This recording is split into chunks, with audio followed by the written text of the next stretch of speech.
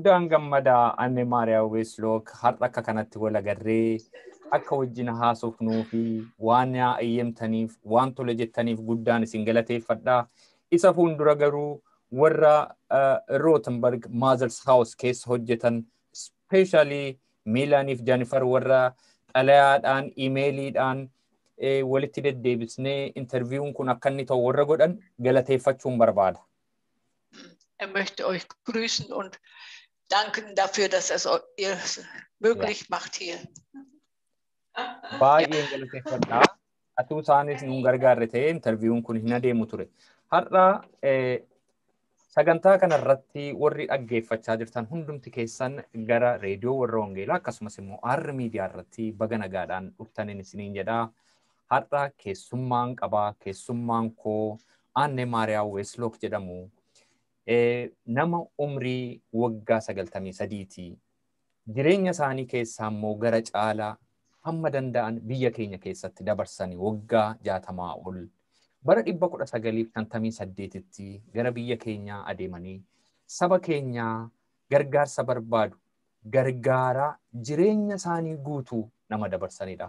Keessumaatii bara dhukkubni HIV/AIDS biyya lafaa gidirsaa ture keessatti biyya keenya walakkaa warra dhukkuba kanaan gidiraa argan gargaaraa turaniiru. Gargaarsa biyya Jarmaniitii kadhatanii atuu saantibii tokko irraan cabiin geessanii saba keenya gargaaraa turaniiru.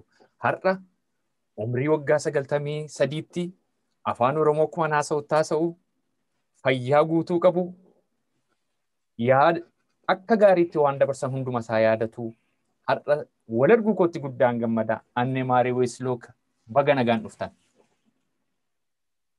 Amen. Baga nagaan eegdani. Guddaan gammada. Annemarie egaa isin akkuma beekamu bara 1958tti akka lakkoofsa biyya lafaatti yeroo jalqabaaf biyya keenya sadhaxxan atuu walirraan kutiin saba keenya gargaaraa waggaa 60 ol gargaartan saba keenya. Kun baay'eedhuma waan guddaadha. Ani hundumaaf hundura waa'ee keessaniif Waaqayyoon hin galateeffadha. Guddaa Waaqayyoon galateeffadha. Meegaa dhaggeeffattoota keenya wajjin of beeksisaame isin eenyudha? Attamitti dhalattanii? Attamitti guddattanii? Yaadi kun immoo gara saba gargaarsa barbaaduu kana dhaqanii gargaaruun kun eessaa dhufe? Mee waa'ee keessan nutti maa jalqaba? Fayyaa ani biyya Fintel kan jedhama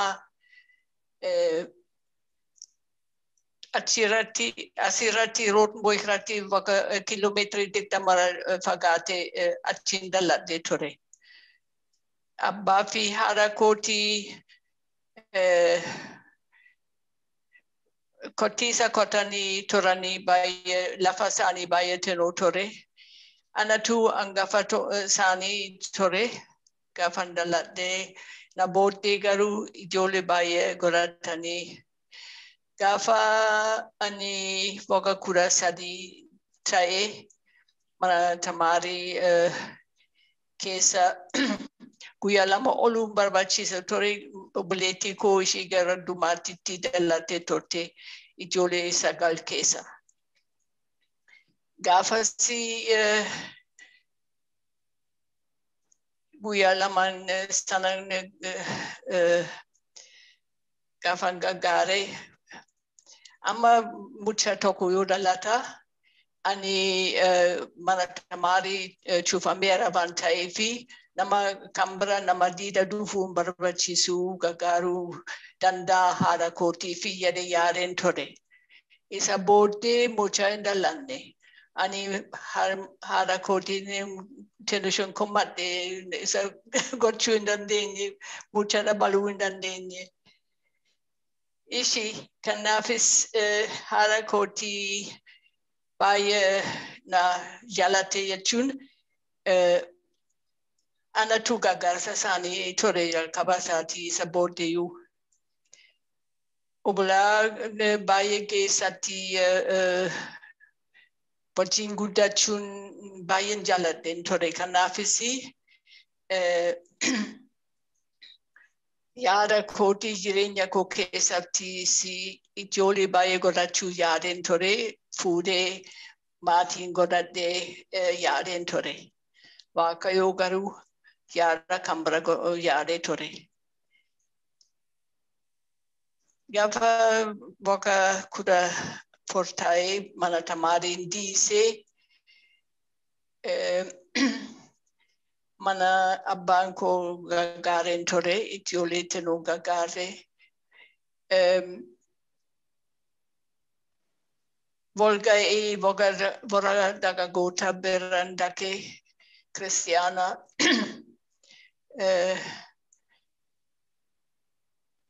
beeksisee Yesuusii duukaa bu'uudhaa fi keessatti kan jedhamee ture achitti Waaqayyootti of kennadhe.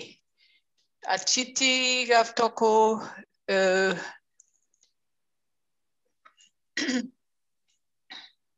Hamburg dhaqnee achi karaa Wangeelaatti volga'een ture. Achi diikonisi tokko kan biyya Hamburg keessa ture kan guyyaa tokko mana isaanii keessatti odeessite.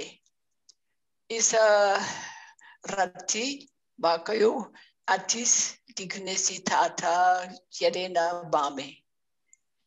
Ani garuu ijoollee godhachuu barbaade. Ani maatii godhachuu barbaade.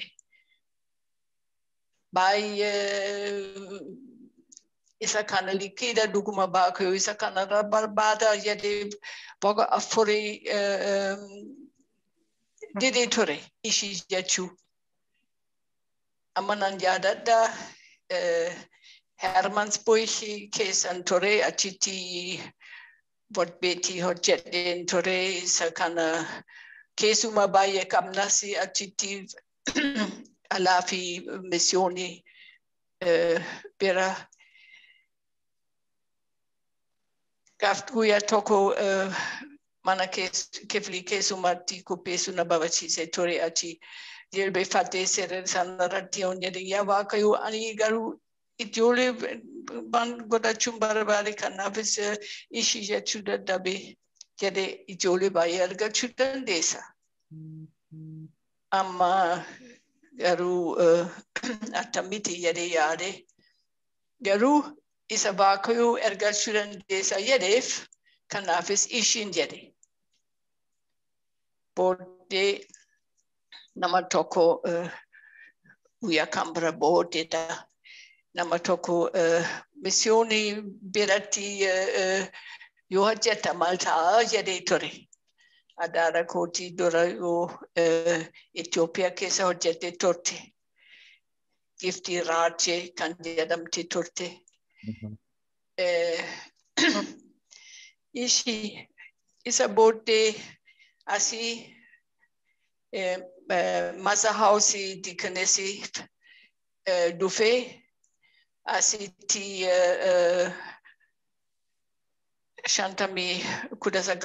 1951 jalqabee asii duubi bongolaas nu barsiisanii baanuma garaagaraatti barsiifamanii ture. Akkasumatti narsii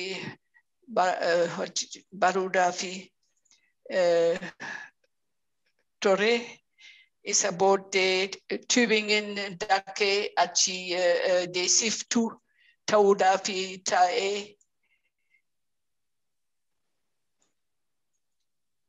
akkasuma Qoricha hundukuba kan tropical medicine keessa kan beekama ta'ee achiin bareen ture. Isa booddee akkuma isin sila jettanii 1958 Itoophiyaa dhaquu jalqabe. Kuni baay'eedhuma nama dhiba seenaan keessanii. Isin ijoollummaa keessanitti heerumtanii ijoollee baay'ee godhachuu hawwitu turtani. Garuu immoo ani ni rumne. In hawwitu turtanii hin barbaaddu turtani. Garuu Waaqayyo immoo akkasin diiyaakonas taatan isinitti mee akkuma beekamu gaa dhaggeeffattootni keenya kan isaan hubachuu qaban diiyaakonas warri jedhaman hin heerumanii ijoollee hin godhatan hin heeruman. Garuu Waaqayyo karaa gara biraa ijoollee baay'ee akkasiniif kennee dubbattaniittu isatti booda hin dhufna. Booda hin haasofna waa'ee isaa. Amma garuu 58tti gara biyya keenyaa adeemuudhaaf kaatanii. Waa'ee biyya keenya eessatti dhageessan attamitti gara saba sana gargaaruudhaaf attamitti adeemtani mee sanatti maa? Akkuma jedhe adaara kootii adana isa obboleettii abbaa kootii taatee nama missionary kan jedhama itti heerumtee turte. Kanaafis inni 1934 Itoophiyaa dhaqe. Achi hojjetee rakkatee ture baay'ee mana hidhaa ture duudhaaf itti dhiyaate keessa baalbooy kan jedhama isatu isa gargaare akka keessa baasanii mana hidhaa keessa. Mana hidhaa biyya eessaa? Itoophiyaatti? Addis Abebaatti. Maaliif hidhame? Jechuun yeroon sana bara Itaaliyaan achi turani. Achi bara Itaaliyaa kan alaafi isaanii achitti nama tokko ajjeesuudhaaf yaadame ture fakkaata bara Itoophiyaa bara Itaaliyaan hin jaalanne yeroo. Maaliif isa kana keessa liite nama tokko isa jibbee ture kanaafis akkas ta'e sirriitti hin beeku. Garuu kanaafis malee inni waan balleesse miti. Booddee kan isaa dubbachuun barbaachisu jechuudha. Garuu isaan irratti baay'ee Itoophiyaa baay'een dhaga'een ture. Lammaffaa immoo ani waggaa 3 mission directory yeroon sana kan ta'e bira hojjeteen ture waggaa 3. Achittis baay'ee dhaga'eera. Baay'ee Itoophiyaas baay'ee dubbatame ture. Kanaafis hawwii kootii Itoophiyaa dhaquudhaaf ergaa missionary ta'uudhaaf ishee jedheen ture. Egaa mee natti maasa booda Itoophiyaa dhaqxan 58tti attamitti argitan biyya sana bara sana amma bara 1958 waggaa 62 ta'uu isaati. 63 akkam ture mee natti maa akka yaaddanitti argitanii attamitti mannaan isinii ta'e attamitti argitan saba sana?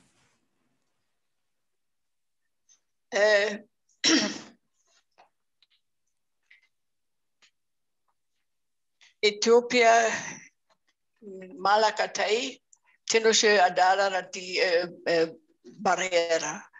Kanaafis waan na dinqisiise badaa hin jiru. Kan na dinqisiise garuu isa kana booddeen dubbadha. Ani jalqaba isaa Addis Ababaa gaafan dhaqe dura 7 Bishoftuu kan jedhama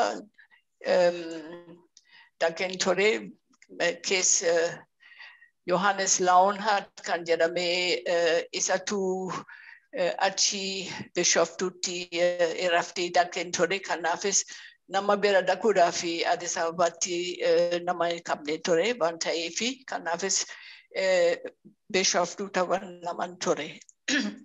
Afaan tinushee baruu jalqabe garuu badaa miti. Booddee gaafa keessa Yohaannes maatii isaa wajjin Addis Ababaatti deebi'ee isaanii wajjin achiin dhaqee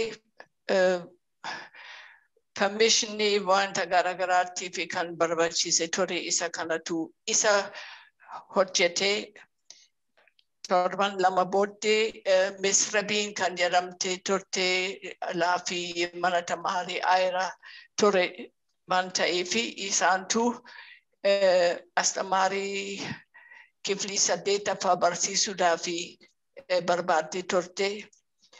torban tokko Addis Ababa turte isaanii wajjin eroplaaniidhaanii hamma Dambidoolootti dhaqne.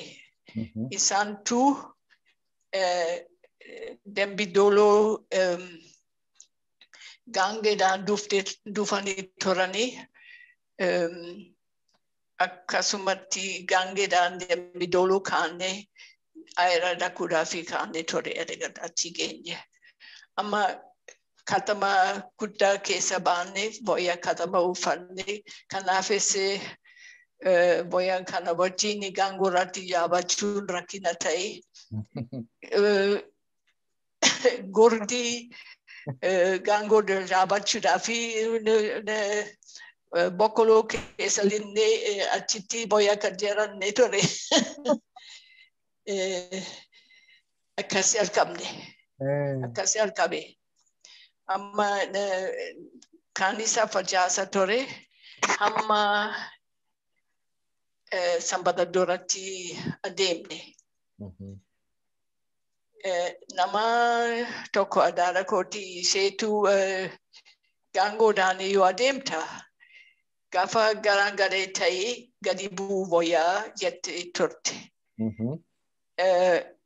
Gaangicha isa kana dafee bare. Kanaafis gaafa manteen ishee garaagalee ta'ee dhaabate. Bu'ii jedhee fakkaata kanaafis bu'ee hin turre. Ishii akkas ture. Baay'ee namatti tola. Amma gaarsin afaan Oromoo akka gaariitti haasoftu. Akkamitti barattani mee afaan Oromoo kana mee sammuu natti maa Sister Annemarie? Misra Biini afaan Oromoo beekaniiru. Bara wajjin adeemnee hundinuu afaan kan biraa hin beekne waan ta'eef kanaafis afaan Oromoo haasofnee ture karaarratti. Karaan sanatti ganama otuun jalqabiin saluutii goonee ture. Yaa abbaa keenyas gara dhumaatti kadhatanii. Gaafa ayiraan ga'e walakkasaa bareera mataatti. Gaafa ayira geessan afaan Oromoo bartanii tokko gaariitti. Jechuun abbaa keenya. Abbaa keenya isa kanatu walakkasaa qaaliitti baree ture jechuudha. Egaa ayira geessanii hoo? Erga ayiraan ga'ee sanbata dura ture facaasa mana kurachaa dhaquu na barbaachise ture. Barumsa afaan baruudhaaf keessa waaqsa baree galgala gaafa hojii mana kurachaa keessa rabatee achi ruubii sa'aatii ruubii sadii baree. Daqiiqaa 45. Erga hojii hojjete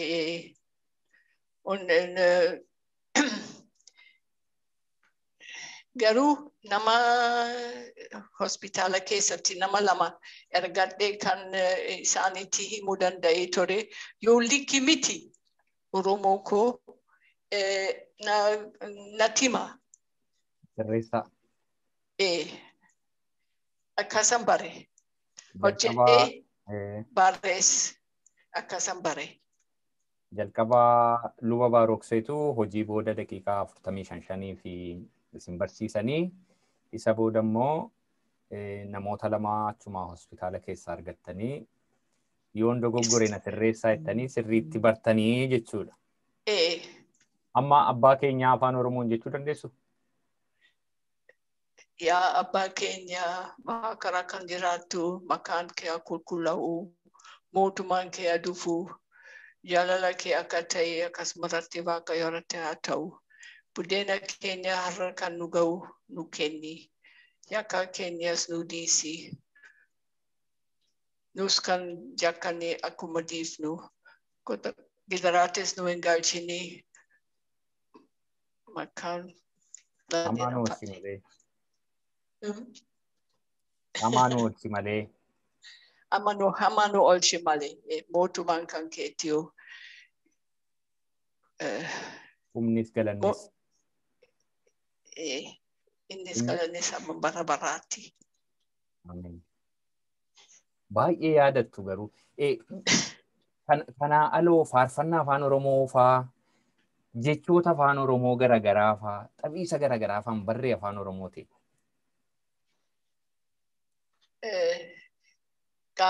Gaaffiidha. Mammaaksa faa hin beektanii? Mammaaksa afaan Oromoo. Asuu mammaaksa. Amma isa yaadadhu.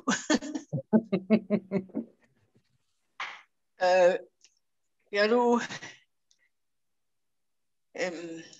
mammaaksa miti. Gama iyya gamana iyya walitti hin barbaatanu kan jedhamu kun mammaaksa miti garuu. Hibboodha? Hibboodha. Irra naa deebi'aa na gaafadhaa irra naa deebi'aati. Gama iyya gamana iyya walitti hin birmatanu. Gama iyyaa gamana iyyaa walitti hin birmatamu. Maali kun? Gama iyyaa gamana iyyaa walitti hin birmatamu. Bakakkaadha? Bakakkaadha?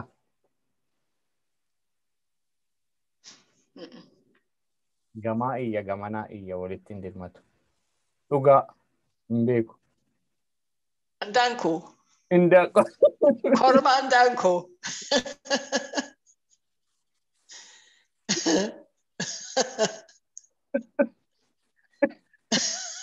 Gama iyya gamana iyya walitti hin birmatu korma andaanku. Gara biraa beektu?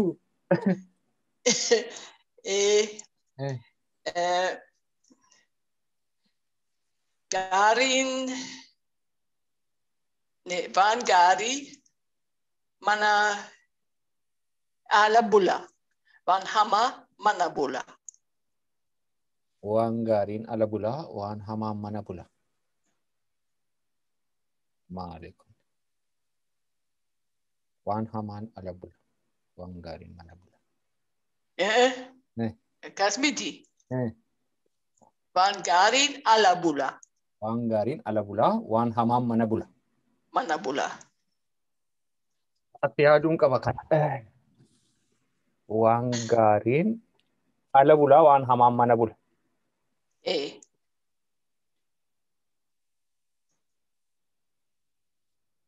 Hin beeku kanas. Horii ala bula.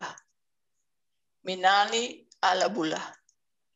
Bishaani ala bula. Gaarii sadi. Gaarii sadi. Kan mana bula. Ibida. Ibid. Kawwee. Kawwee. Nama.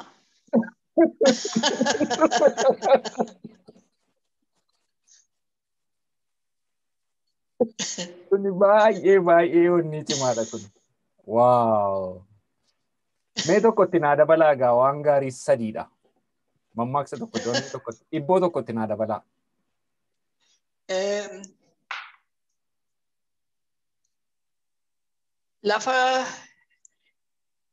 Lafa ciisee reefa. Lafa ka'ee leenca. Kana hoo beeka? Isinitti himu. Ishi. Dhawwee. Liqiidha. Eessatti bartan kana hundumaa? Isa ani iddoo 3-4 daakeen ture Itoophiyaa keessa hojjedhe. Gaafa Abbogaachoo ture. Gaafa si foreenjii malee ana malee nama hin jiru. Kanaafis bara na wajjin hojjetanii isaanii na bira nyaatanii galgalasi wajjin farfanne gaafas immoo waan akkasii hojjenne ture. Baay'ee namatti tola. Faarfannaa akkamii fa'aa faarfattu turtanii yaadattu keessaa? Garuu faarfannaa tokko kan Itoophiyaa hiikab kan itti hiikamee afaan Oromooti. Daafatti gara Yesus kottaa isin fayyuu kan jaallatanu inni dhiyoodhaa baatee jira amma kottaa yennaan gaariin isiniif ta'a cubbuutii yommuu kolooftanu hundumti keenyas wal argina gooftaa keenya biraatti. Baay'ee namatti tola. Baay'ee namatti tola. Faarfannaa baay'ee beektu jechuudha. Garuu faarfannaas kaaliitii baay'een beeku. Waansan beeku. Mee tokkotti nu dabalaati gara gaaffii kosattaa nutti hin ce'a.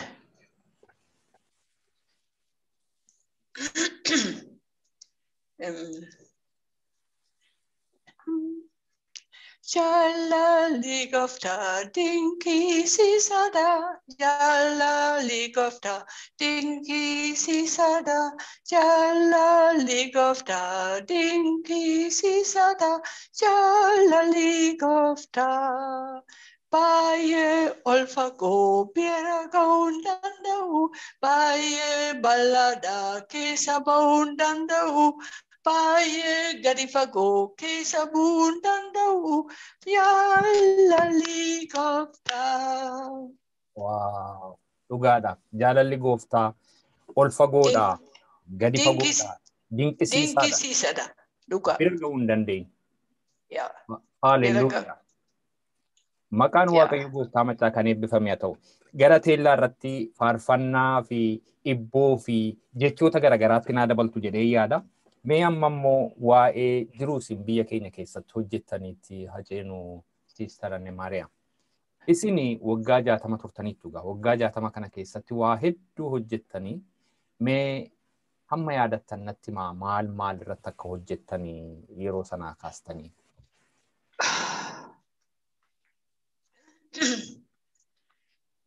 Akkuma jedhee isa tokkoffaa Aira waggaa 11 hojjedhee hospitaala ture, doktoroota jira ture.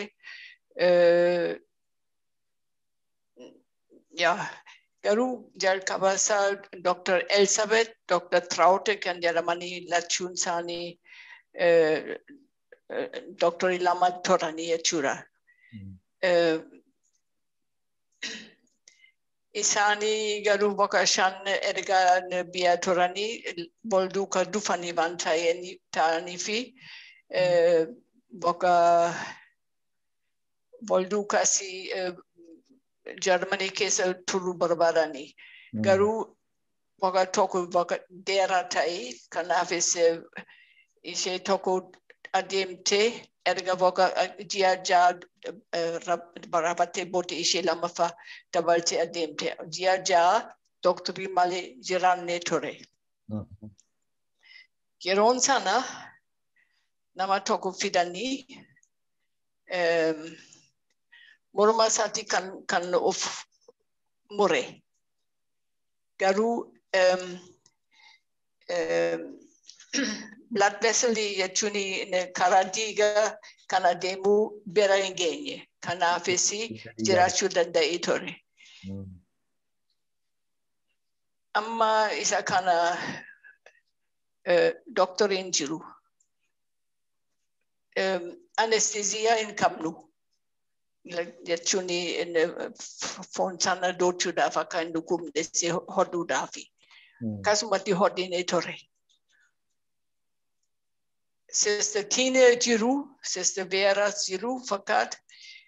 Garuu anatu na hojjechiisanii waan san beeku.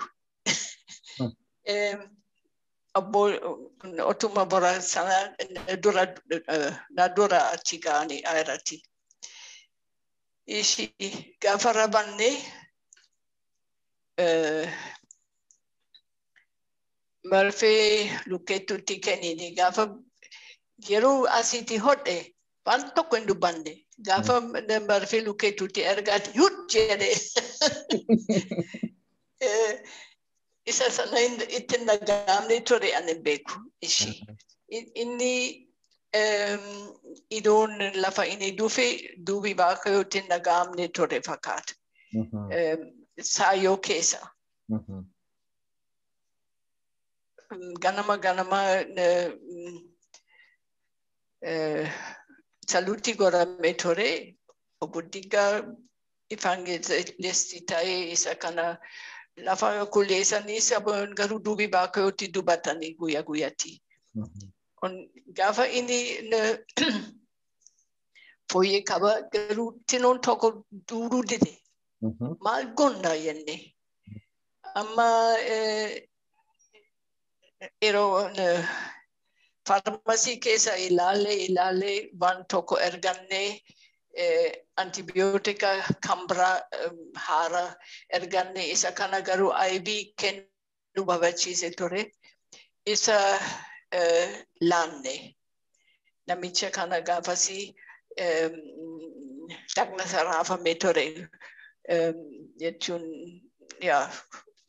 tarii dhagna isaa barbaanne. Garuu dura hotiin deebinee mada haaraa ta'uu fi goonee ture isa booddee hotiin isa booddee fayyee. Amma galuu danda'a jedhamee inni galuu dide sodaate biyya isa dura deebi'u sodaate. Ani Waaqayyoon fudhadhe gaafa dhagna kootii raafame ture gaafa seetana keessa ba'ee jedhee ture.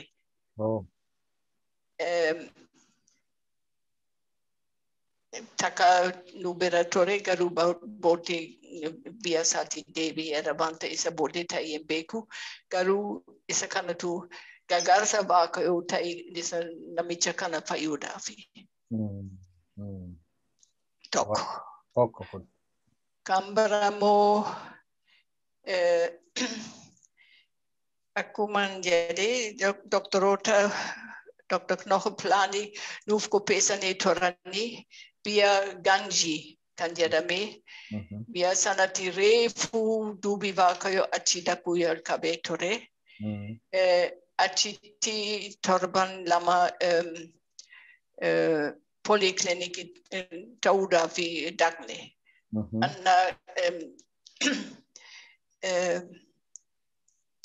Berber noora hin jiru garuu noora isa hundee muka kan hidhame noora qopheessanii turanii beektu miti. Bishaan berberi irratti. Isa kanatu ce'uu nu barbaachise ture. Sistertiini ani isa kana ce'uu danda'u jedhanii turanii. Kanaafis na erganii. Amma Ganjii dongoroon dhaqne ati torban tokko hojjette sanbata dura garuu kan Busaanoo dhaquudhaaf dhaqeen ture.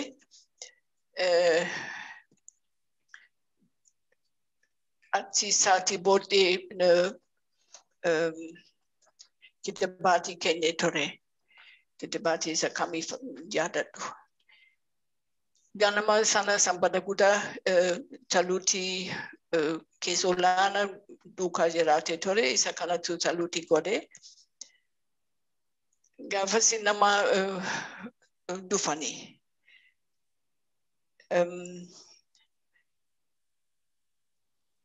Achitti bora lallabanii keessi lama ta'anii natti fakkaatu keessa gobbuu afaan hiikuudhaaf duukaa ture.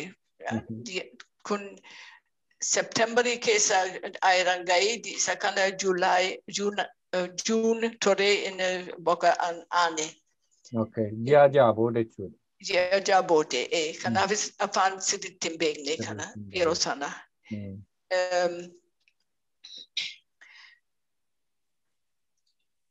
Anaafi na duukaa fuudhanii hidhuudhaaf.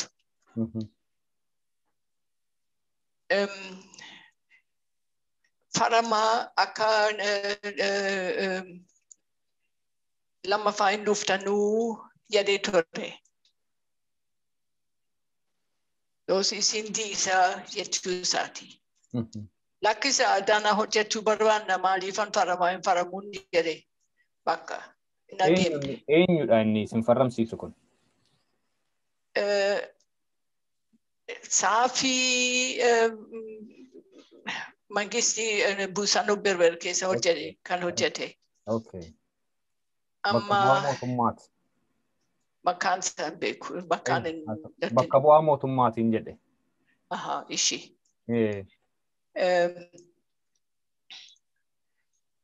Ammas adeemne. Inni garuu akkanatti fakkaata. Forenjii mana hidha keessatti eessana hidha yaadee ta'e maal akka yaadee ta'e beeku. Farama fikaada naannoo keenyaas akka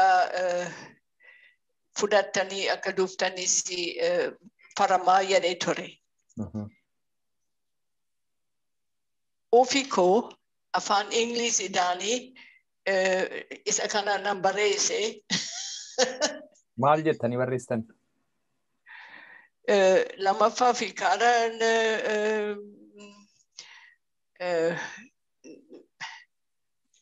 from the area dhufuu jedheen saafee farame. Amma keessa olaanaa isa Ingilizii Amaariyaatti hiikee ture. Faramii jedhe namicha. Ani isaan saafee dubbisuu hin danda'u kanaafis maaliifan faramuun jedhe. Maal keessiin keetii naman tuu jedhe. Isa booda maal jechuun laalee farame. Isa booda nu naaddiisanii keessoo bu'ini yeroon sana barumsa keessa jira malee keessi hin taane. Isatu na wajjin deebi'e. Ani garuu akkan jedhe. Amma deebi'uudhaafi fikaada malee hin deebi'u jedheen farame. Ani garuu addaan jira. Torban dhufuu keessa hojjechuu nan barbaada. Amma isinii fikaada na kenna torban kana akka addaan hojjechuu danda'an jedhe. Ani isa hin danda'u jedhe. Torban dhufuu keessa nama tokko dhufee qoricha kan barbaachise ture yoo du'a isintu ajjeese jedhee itti hime nan aare. Baay'een aare. Ishii garuu deebi'uu na barbaachise ture ani maal jechuun bollaale deeme. Fikaada erganne torban booddee sista beera dhaqanii isaanii garuu akkasumatti galchani. Inni isaanii booddee rakkisu. Amma dubbiin kana garuu tenishoo booddee ji'a ammas ji'a baay'ee booddee gooftaa Didii wajjin Addis Ababaan dhaqe. Inni shortcutii deemuu barbaade berber iddoo tokko ce'uu danda'ama jedhame ture kanaafis achi dhaqe. Garuu ce'uu hin dandeenye. Amma achitti keessa qabamne ture. Nama tokko irratti erge kan nuuf duuka jiraate ture. Manfred Unimokidhaan dhufe ture. Garuu Unimok yoo laga makiinaan kana laga keessa baasuudhaaf humnaadhaan keessa yoo ba'uu barbaachisa ta'e Unimoki fuulduratti si ol ka'a. Kanaafis fuulduratti waan ulfaata kan ta'e kaa'ee ture. Nama tokko barbaade kan fooyyee qabee ture keessa teessise. Furdaa nama furdaasaa? Gaafa achi dhufanii namicha isa gaafa gaanjiitti na deebise ta'e. Walitti dhufan. Amma akkas jedhe inni balfeenaa hin kennituu jedhe. Ani fikaadaa hin qabuun jedhe.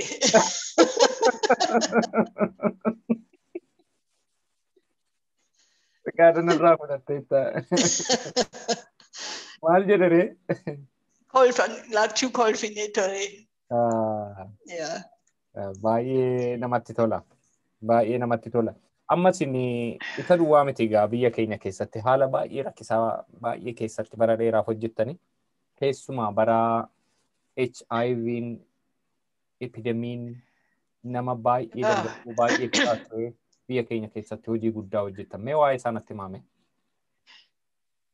Isa kana isa gara dhumaatti ani 93 turatan bahe. Yeroon sana Chaaliyaa hojjedhe gara dhumaatti Chaaliyaa gaafan hojjedhe Dr. Blumel kan jedhame ture. Achi isaanii wajjin hojjedheen ture. Waggaa tokko walakkaatti. Inni isa booddee biyyatti galee garuu yeroon sana makaana Yesuus keessa kan geggeessee ture atu Teofilos. Kana. Isatu geggeessee ture isa wajjin ture yeroon sana OSA kan jedhamu Organization for Social Service for AIDS kan jedhama reefu dhaabamee ture. Makaana Yesuus keessa organizationii kana keessa jiru. Atu Teofilos isatu keessa Dr. Blumel gaafate isini maal ta'e yoo hojii kana keessa lixxanii isa kana yoo hojjettanii jechuun dhaabameera organizationii kana garuu hojjechuudhaaf sirriitti hin jalqabne kan attam akka ta'e bullaalanii. Dr. Blumeliin kana nama practice baay'ee nama yaada qabu ture. Inni ishii jedhanii waggaa 3 hojjetaniiru.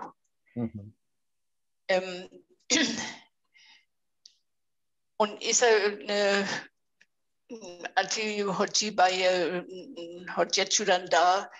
Yoo turata baatee zimbiyatte mana teessuu dandeessuu jedhanii turanii kanaafis na gaafatanii turanii.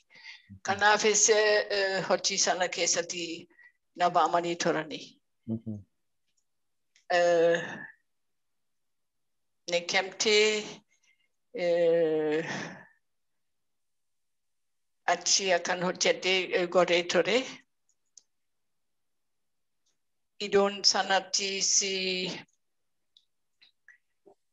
lafa sanattis baay'ee dheeraadha. Amboo hamma Dambidoolotti und Bahadaari hamma Bidele Darbetti hojjedheen ture. Barsiise gara Chaalaatti garuu osa warra dhukkubsatanii isaanis gargaaruudhaaf yaadanii turanii. Amma garuu dhukkubsata bira ga'uudhaaf rakkoo ta'e warra dhukkubsatanii hin dhokatanii. Warra doktoroota biratti yoo dhaqanii isaanis yoo beekanii isaanii